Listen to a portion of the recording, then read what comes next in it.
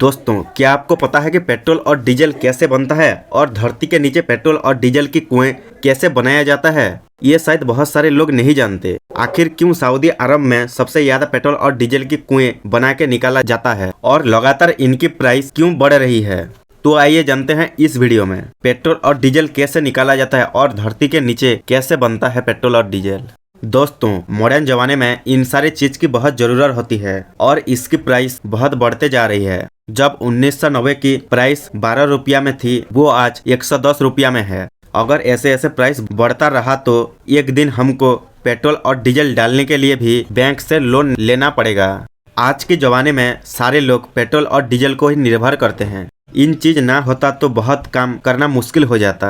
हमारा daily life में जिन सारे चीज की जरूरत होती है, वो सारी चीज को इंपोर्ट एक्सपोर्ट करने के लिए पेट्रोल और डीजल की जरूरत होती है। अगर ऐसे तरीके से हम पेट्रोल और डीजल की खर्च करेंगे तो आने वाले 40 साल में इन सारे ऑयल खत्म हो जाएंगे, क्योंकि धरती के अंदर इन सारे चीज लिमिटेड मौजूद है। जब दिन के दिन पेट्रोल और डीजल खत्म होता जाएगा, वैसे ही इसके दाम दिन के दिन बढ़ते जाएगा।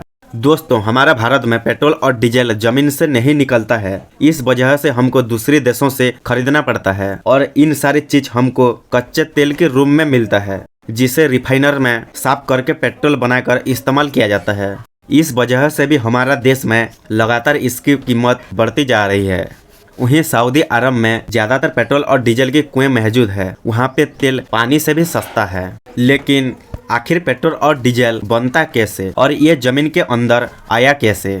तो दोस्तों, आज से हजारों साल पहले कई बार धरती की टाइटैनिक प्लेट में हलचल हुई, जिस वजह से हजारों लाखों पेड़ पौधे और जीव जंतु धरती के अंदर दब गए। जब पूरे तरीके से डिकम्पोज होकर चट्टानों के गहरे दबाव और गर्मी की वजह से यह जीवाश्म तरल पेट्रोलियम के रूप में बदल गए। बाद में मनुष्यों ने धरती के अंदर खोज की और पेट्रोलियम के भंडार को ढूंढ निकाला। दरअसल धरती के अंदर से पेट्रोल डायरेक्ट नहीं निकलता है। घर में कुएं खुद के जैसे पानी निकाला जाता है, वैसे नहीं निकाला जाता है पेट्रोल, बल्कि धरती के अंदर से काले गाढ़े तरल पदार्थ की रूप में निकलता है, जिसको पेट्रोलियम कहा जाता है।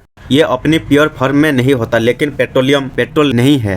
पेट्रोलियम से डीजल, पेट्रोल, केरोसिन जैसे चीज बनाया जाता है। पेट्रोलियम जमीन के नीचे और समुद्र के नीचे दोनों जगहों में पाई जाती है। जो पेट्रोलियम समुद्र में होती है, उसको निकालने के लिए फ्लोटिंग रिफाइनरी बनाई जाती है, यानी तैरते हुए प्लेटफॉर्म। यह प्रोसेस सुनने में जितना आसान है, अगर जो लोग काम करते हैं उनके लिए बहुत कठिन होती है, क्योंकि जमीन हो या समुद्र, तेल के भंडार ढूंढने में कई साल लग जाती है और करोड़ों रुपया भी खर्च हो जाती है। जब समुद्र से पेट्रोलियम निकाला जाता है, समुद्र के अंदर कई बड़े बड़े मशीन लगाई जाती है। ये समुद्र के अंदर पेट्रोलियम ढूंढती रहती है। जब एक जगह से तेल की खोज मिलता है, उसको तैरते हुए प्लेटफॉर्म बनाते हैं और इस प्लेटफॉर्म को आसपास की चट्टानों में बांध दिया जाता है, क्योंकि ये हिल ना सके।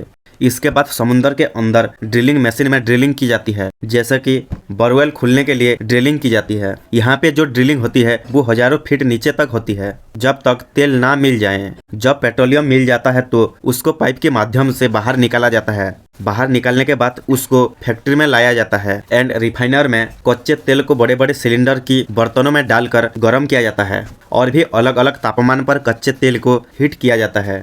उसके बाद अलग अलग पाइप में निकाला जाता है।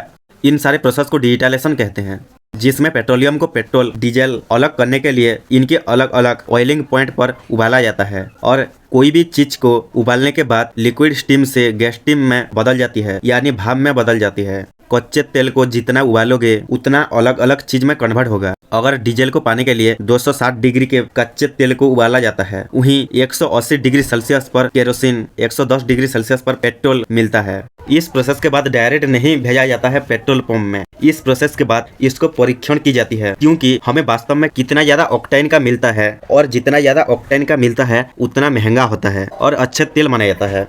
इसके बाद इसको टैंकर में भरकर एक्सपोर्ट किया जाता है पेट्रोल पंप को। इन सारे प्रोसेस से पेट्रोल निकालने के बाद हमारा गाड़ियों में भरा जाता है और गाड़ी चलते हैं।